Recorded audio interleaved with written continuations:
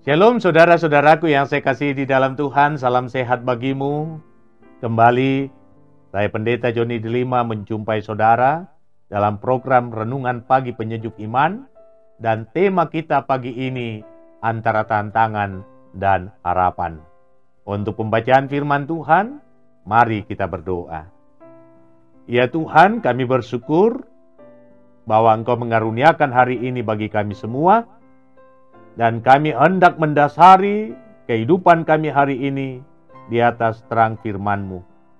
Roh Kudus-Mu yang akan memampukan kami untuk mengerti dan memahami firman-Mu, sehingga firman-Mu dapat memberikan motivasi bagi setiap kami untuk menjalani hari ini dengan penuh sukacita. Di dalam nama Tuhan Yesus, kami berdoa. Amin. Firman Tuhan terambil dari Ayub pasal 14 ayatnya yang ke-16 hingga 17. Demikian. Sungguh pun engkau menghitung langkahku, engkau tidak akan memperhatikan dosaku. Pelanggaranku akan dimasukkan di dalam pundi-pundi yang dimateraikan, dan kesalahanku akan kau tutup dengan lepah. Saudara-saudara yang saya kasihi di dalam Tuhan, kata semoga tentu tidak asing lagi di telinga kita. Kata ini bermuatan doa dan harapan. Doa dan harapan seseorang kepada kita, atau doa dan harapan kita kepada orang lain. Seperti, semoga saudara diberkati. Semoga saudara cepat mendapat pekerjaan. Semoga dipermudah dalam usaha. Semoga diberi kesehatan yang baik. Semoga anak-anak berhasil dalam pendidikan dan lain sebagainya. Tetapi kita harus ingat bahwa tantangan adalah sejoli dari harapan. Kita harus ingat bahwa ketika kita mengungkapkan begitu banyak harapan dalam menjalani kehidupan, maka kita juga harus siap menghadapi begitu banyak tantangan untuk mewujudkan harapan itu. Saudaraku, banyak orang berharap tentang sesuatu yang baik terjadi dalam kehidupannya, tetapi mereka tidak siap untuk menghadapi konsekuensi dalam mencapai apa yang terbaik bagi hidupnya. Seorang ayah atau ibu, misalnya, berharap agar anaknya kelak menjadi dokter, atau menjadi pengusaha, atau pejabat, atau orang sukses dalam bidang tertentu. Tetapi jika ia tidak siap menerima konsekuensi dalam mengejar harapan itu, maka semuanya akan menjadi sia-sia. Itulah sebabnya saya hendak tegaskan kembali bahwa harapan dan tantangan seumpama pasangan yang saling jatuh cinta dan sulit untuk dipisahkan. Dan saya sendiri berusaha untuk meneguhkan diri saya dengan kata-kata ini. Semakin besar tantangan yang harus saya hadapi, maka semakin besar pula peluang bagi saya untuk meraih apa yang saya harapkan. Semakin sulit ujian yang diperhadapkan kepada saya, maka semakin besar pula kemungkinan untuk menjadi yang terbaik dari antara yang baik. Nah, firman Tuhan saat ini hendak mengajak kita melihat dan memaknai tantangan sebagai standar moral untuk menggapai sebuah harapan. Kita mau belajar seperti Ayub, yang awalnya tidak membayangkan bahwa jalan hidupnya akan penuh dengan derita fisik dan psikis yang amat menyakitkan. Awal kehidupan Ayub begitu baik, penuh dengan canda, penuh dengan tawa, bersama dengan istri dan anak-anaknya. Tetapi juga Ayub dan keluarganya tetap memprioritaskan gaya hidup atau lifestyle sebagai keluarga yang taat pada tuntutan agama. Ayub merasakan kebahagiaan sebagai manusia yang dianugerahi kelimpahan berkat jasmani dan rohani oleh Tuhan. Ya, ia dipandang sebagai orang yang terberkati dalam hal kemapanan, dalam hal status sosial, dan dalam hal kekayaan. Hal itu diakui oleh lingkungannya, diakui oleh sahabat-sahabatnya, bahkan iblis pun mengamininya. Iblis pun mengakuinya. Tetapi semuanya yang ia miliki pada akhirnya satu persatu hilang.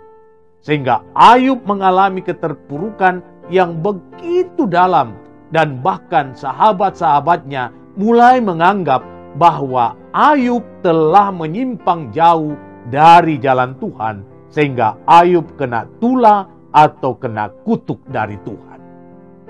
Nah, saudara-saudara, begitu berat penderitaan yang terjadi sehingga Ayub sangat berduka cita sampai bertanya, "Mengapa engkau menjadikan aku sasaranmu sehingga aku menjadi beban bagi diriku?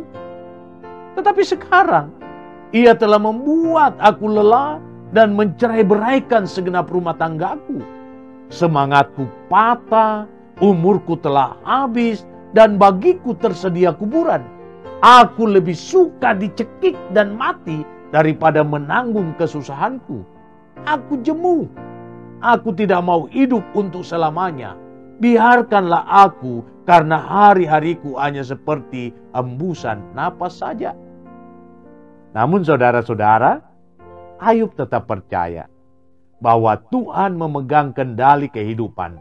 Dan Ayub percaya bahwa Tuhan akan memberi kekuatan kepadanya untuk menghadapi beratnya tantangan kehidupan. Dan pada akhirnya Ayub percaya bahwa Allah akan menggantikan semua yang teridang padanya jauh lebih baik dan jauh lebih mulia daripada sebelumnya. Ayub percaya bahwa Allah yang ia sembah adalah Allah yang dahsyat dalam kuasanya dan dahsyat pula dalam kasih-Nya. Itulah sebabnya ia berkata, "Sesungguhnya Engkau menghitung langkahku. Engkau tidak akan memperhatikan dosaku. Pelanggaranku akan dimasukkan di dalam pundi-pundi yang dimateraikan, dan kesalahanku akan Kau tutup dengan lepah." Dan jikalau sedemikian Allah mengasihi Ayub dengan tidak mengingat lagi segala dosa dan pelanggaran yang dibuatnya, maka sedemikian pula Allah akan memulihkan kehidupan Ayub dengan memberikan yang terbaik dari segala apa yang telah hilang daripadanya. Ayub berkata seperti ini, saudaraku, "Aku tahu bahwa Engkau sanggup melakukan segala sesuatu dan tidak ada rencanamu yang gagal." Ayub pasal 42 ayat 1. Karena itu saudaraku, tetapkanlah langkahmu dan teguhlah dalam harapanmu, walau berat tantangan yang menghadang. Yakinlah selalu bahwa Allah akan menanggapi dan menggenapi segala yang telah difirmankan kepada umat-Nya.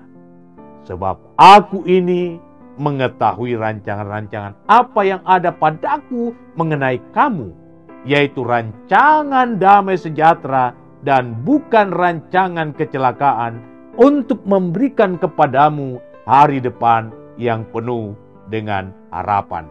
Yeremia pasal 29 ayat 11. Mari saudara-saudaraku, saya akan mendoakan saudara, dan hari ini secara khusus kita akan membawa di dalam doa seorang ibu, sahabat saya, teman saya, Ibu Pendeta Yulia Sabari di kota Tahuna, Sangihe, Sulawesi Utara. Kita berdoa untuk gumul yang begitu berat atas dipanggilnya ibunda tercinta menghadap sang haliknya, dan bahkan beberapa waktu sebelumnya ayahanda bersama dengan 2 orang kakak dan seorang adik dari Ibu Pendeta Yulia Sabari telah menghadap sang halik. Kini Ibu Pendeta seorang diri tinggal, namun tetap bersyukur karena ada suami yang begitu setia, suami yang mencintai dia, yakni Bapak Yerusalem Mendora, yang tetap mendampingi Ibu Pendeta di dalam menjalani hari-hari kehidupan. Mari kita berdoa, semoga kehidupan Ibu Pendeta terus diteguhkan dalam melayani Tuhan. Kita berdoa. Kepadamu Tuhan, kami bersyukur dan berterima kasih karena Engkau baik bagi kami semua. Dan hari ini kami diteguhkan oleh firman-Mu bahwa tidak ada rencanamu yang gagal. Sekalipun sakit jalan hidup kami, sekalipun sulit hari-hari yang kami lewati, tetapi kami yakin dan percaya Tuhan mengendalikan segala sesuatunya, dan Tuhan tidak menginginkan setiap orang yang berharap kepadanya menjadi kecewa. Terima kasih kiranya kuasa Roh Kudus-Mu memateraikan firman-Mu di hati umat-Mu, terlebih khusus bagi saudara kekasih kami, Ibu Pendeta Julia Sabari. Tuhan tahu isi hatinya, Tuhan tahu pergumulannya. Betapa berat apa yang menimpa dirinya, orang-orang yang dikasihi, orang-orang yang dicintai, satu persatu Tuhan panggil dari tengah-tengah kehidupan bersama. Ibunda kekasih, dan beberapa waktu lalu, ayahanda bersama dengan 2 orang kakak dan seorang adik. Sungguh pergumulan yang begitu berat harus ditanggung oleh kekasih kami Ibu Pendeta, sehingga ia tinggal seorang diri. Namun kami bersyukur Tuhan menghadirkan seorang suami yang begitu setia, mendampinginya dalam mewarnai hari-hari kehidupan ini.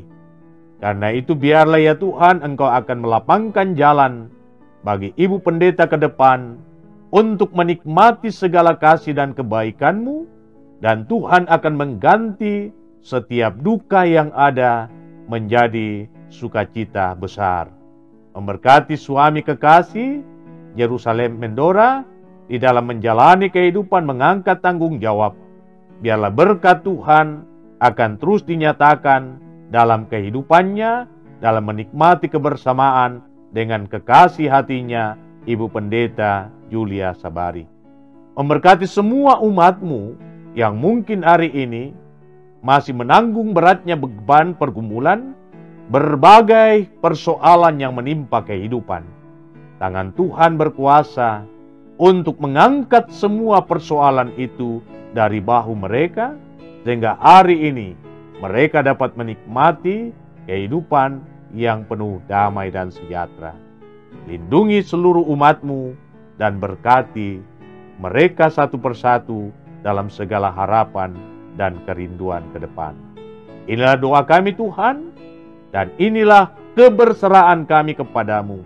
Kiranya Engkau menyambut doa kami dan mengabulkannya, karena kami datang kepadamu di dalam nama Tuhan Yesus, Juru Selamat kami. Amin.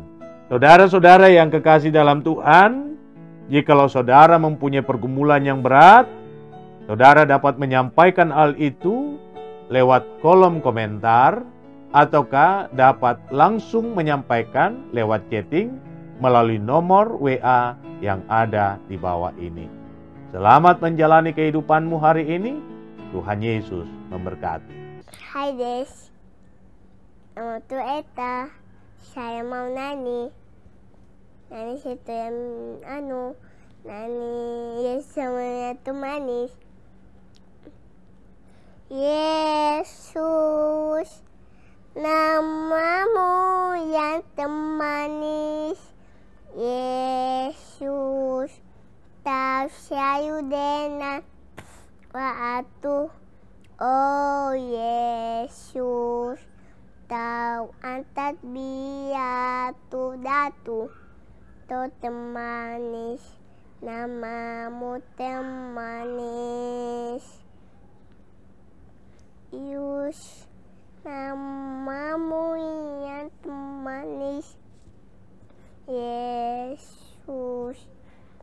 Tasyayu dengan doa tuh. Oh Yesus, tahu anta biya sudahku manis, namamu teh manis. Terima kasih.